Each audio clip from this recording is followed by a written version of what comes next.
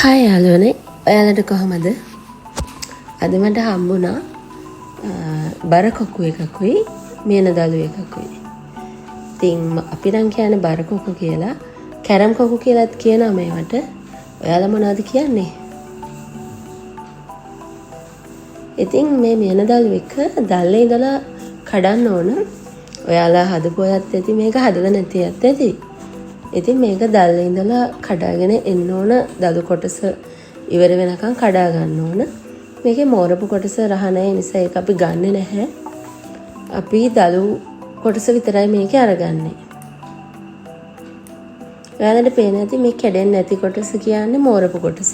එතකොට අපි ඒ කොටස අයින් කරනවා, ගන්නෙ නැහැ. ඉතින් මේ විදිහට මේක හොඳට බලලා කඩලා ගන්න ඕන.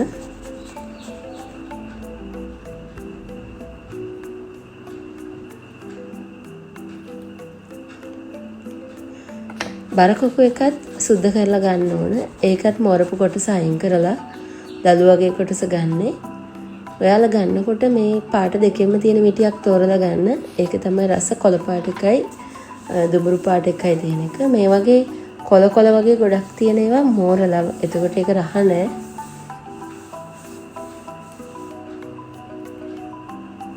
මේකේ මෝරපු කොටස අයින් කරලා දාලා මේකේ මේ රවුම හොඳට සුද්ධ කරගන්න ඕන. ඒකේ ඇතුලේ සත්තු ඉන්න පුළුවන් කියලා කියනවා. හැබැයි සත්තු නම් ඉඳලා නැහැ. මම සුද්ධ කරපු එක දවසක. ඒ වුණාට පුරුද්දක් විදිහට ඒක සුද්ධ කරලාම අරගන්නවා.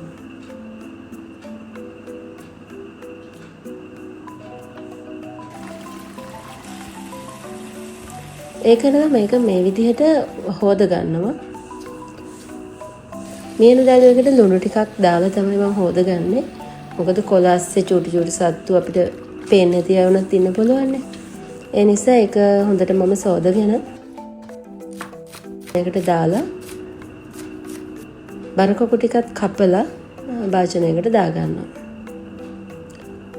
බර කොක්කුවට කහ ටිකක් දාලා අතගාලා තියෙනවා. මොකද අනිත් පහේ දානකම් ඒකට කහට වගේ එන්න පුළුවන් පොඩ්ඩක්.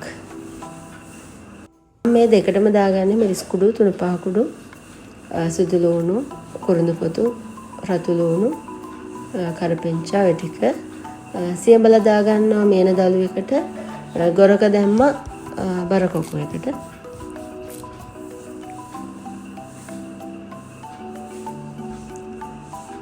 ඇත්තටම ඉතින් මේ දෙක හරිම රසයි හැදුවම.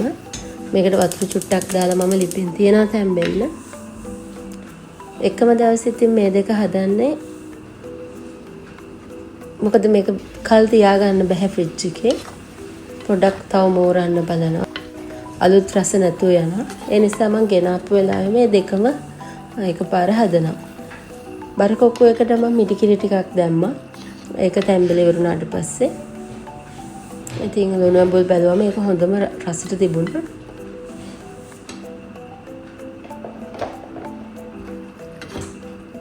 මේන දළු එකටත් මම කිරි එකටම දාලා තමයි ලිපේ තියන්නේ. කිරි දාලා එක ටිකක් මද ගින්දරේ වහලා උයා ගන්න ඕන. එහෙම ඉවුවම තමයි ඒක ගොඩක්ම රස. මේ වෙලාවේදී බර කොක්කු එක හැදෙලා ඉවරයි. ඉතින් මේන දළු එකත් හොඳට හොදි එක පැහෙන්න ඇරලා ලිප උඩම වහලා තියෙනවා.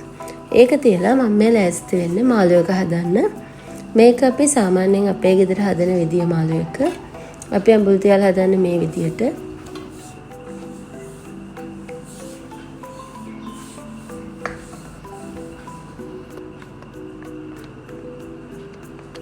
මේ විදියට හැදුවම මාළු අඹුල් තියලා එක හරිම රසයි.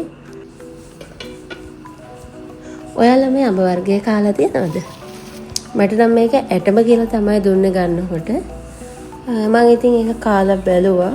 මට නම් ඒක වැඩි රසක් නම් තිබ්බේ නැහැ.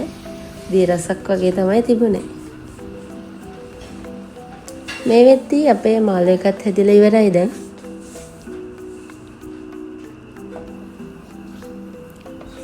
දැන් බත් ටිකක් බෙදලා මේක කන්න තමයි යන්නේ. ඉතින් මේක හරිම රසයි. ඔයාලත් හදලා බලන්න. අපි සාමාන්‍යයෙන් ගෙදර හදනකොට ගොඩක් තෙල් එහෙම දානවා අඩුයි.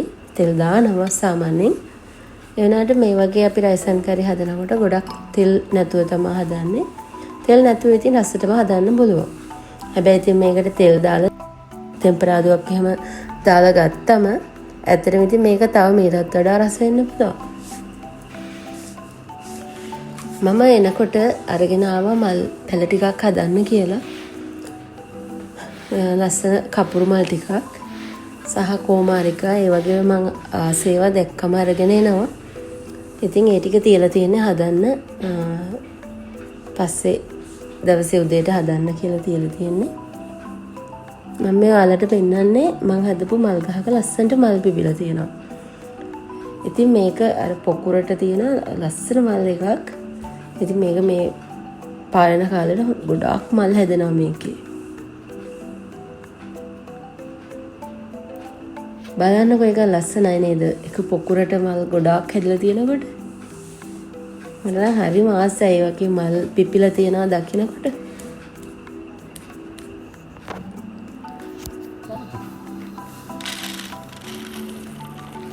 ඉතින් මම ඊළඟ දවසේ අපෝ වීඩියෝ එකක් අරගෙන එන්නම් ඔයාලට.